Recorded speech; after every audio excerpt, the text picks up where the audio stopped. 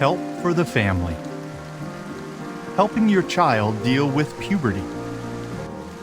The challenge. It seems as if it were just yesterday that you held your infant in your arms. Now you have a preteen on your hands. Still a child, true, but one who may be about to embark on that section of road toward adulthood called puberty.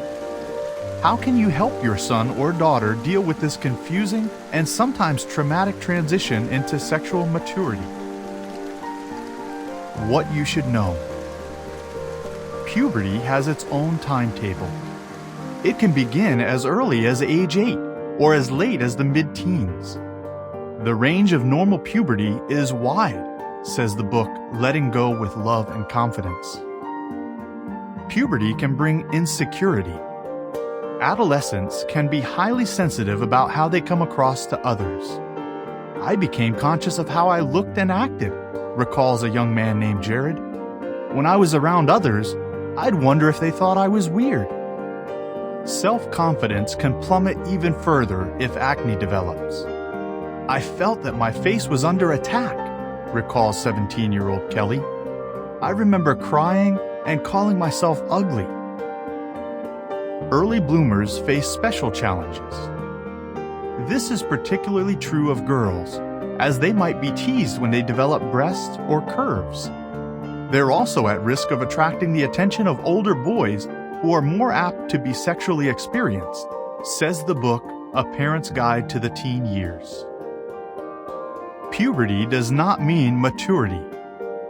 Foolishness is bound up in the heart of a youth, says Proverbs 22:15, footnote. Puberty does not change that. A young person may look grown up, but that tells you nothing about his ability to make intelligent decisions, behave responsibly, exercise self-control, or display other measures of maturity, says the book You and Your Adolescent. What you can do. Talk about puberty before it starts. Let your child know what to expect, especially regarding menstruation for girls and nocturnal emissions for boys. Different from the gradual changes of puberty, those events begin suddenly and can be confusing and even frightening. While discussing such matters, take a positive approach, that puberty initiates a beneficial makeover that paves the way for adulthood. Bible principle. In an awe-inspiring way, I am wonderfully made. Psalm 139:14. Be thorough. When my parents gave me the talk, they were evasive, recalls a young man named John. I wish they had been a bit more straightforward. Alana, 17, feels similarly. My mom helped me understand what was going on physically, she says, but I wish she had helped me cope better emotionally. The lesson? As awkward as it may be, talk to your child about all aspects of puberty. Bible principle. I did not hold back from telling you any of the things that were for your good. Acts 20:20, footnote. Ask questions that invite conversation. To break the ice, talk about others' experiences with puberty. For example, you could ask your daughter, have any of your classmates started talking about having periods yet? Do kids make fun of girls who develop early? You could ask your son, do kids ridicule those who lag behind in physical development? When adolescents start talking about how puberty affects others, it might be easier for them to open up about their own feelings and experiences. When they do, follow the Bible's advice. Be quick to listen, slow to speak. James 1:19. Help your adolescent develop practical wisdom and thinking ability. Proverbs 3:21. Puberty is not all about physical and emotional changes. During this stage, your adolescent also develops reasoning skills that will help him or her make good decisions in adulthood. Take advantage of this opportunity to instill good values in your adolescent.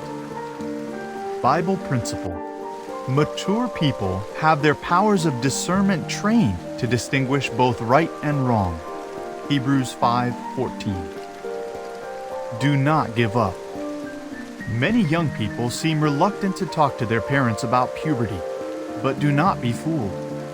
The adolescent who pretends to be uninterested, bored, disgusted, or stone deaf may be memorizing every word, says the book You and Your Adolescent.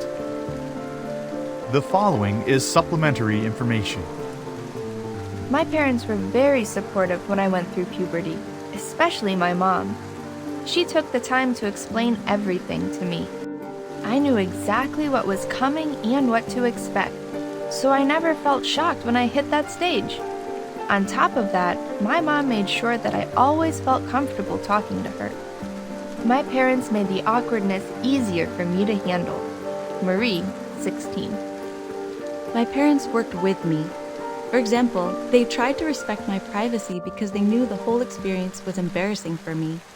The fact that they weren't announcing it to others was helpful too, and they talked to me about what was coming before I experienced it. Joan, 18. End of article.